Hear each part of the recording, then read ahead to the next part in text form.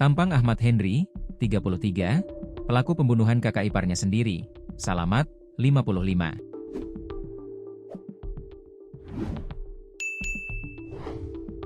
Ia berbuat nekat hanya karena masalah bantuan sosial, bansos. Peristiwa pembunuhan itu terjadi di depan rumah tersangka di Desa Bacang Baru Ilir, Kecamatan Karangjaya, Kabupaten Musirawas Utara, Muratara, Sumsel pada Jumat, 5 Desember 2025, lalu. Permasalahan ini bermula dari saat korban menanyakan bantuan sosial, bansos, yang dibawa pulang oleh pelaku.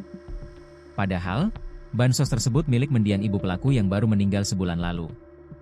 Bansos berupa beras dan minyak goreng itu dibawa pulang oleh pelaku ke rumahnya.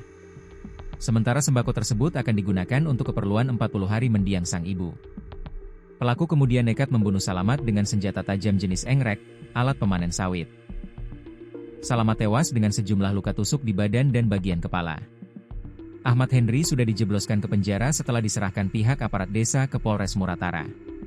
Kapolres Muratara, AKBP Rendy Surya Aditama melalui Kasat Intelkam, Ibtu Baitul Ulum menyampaikan, berdasarkan keterangan pelaku saat dilakukan interogasi mengakui perbuatannya. Istri pelaku menjawab dari dalam rumah dengan mengatakan, "Ambeklah beras tuh, cuma ganti biduet aku. Ambillah beras cuma ganti saja uang saya," ujar Baitul menirukan ucapan istri pelaku. Kemudian dibalas korban dari pinggir jalan depan rumah dengan ucapan tidak mungkin sebesar itu ganti duitnya. Pelaku kemudian mengintip melalui jendela dan melihat korban berada di depan rumah. Saat itu, korban mengucapkan tantangan dengan mengatakan, "Keluarlah kau dikit, aku dah takut, potong kemaluan aku nah men aku takut, walaupun kaki aku cacat aku dah takut.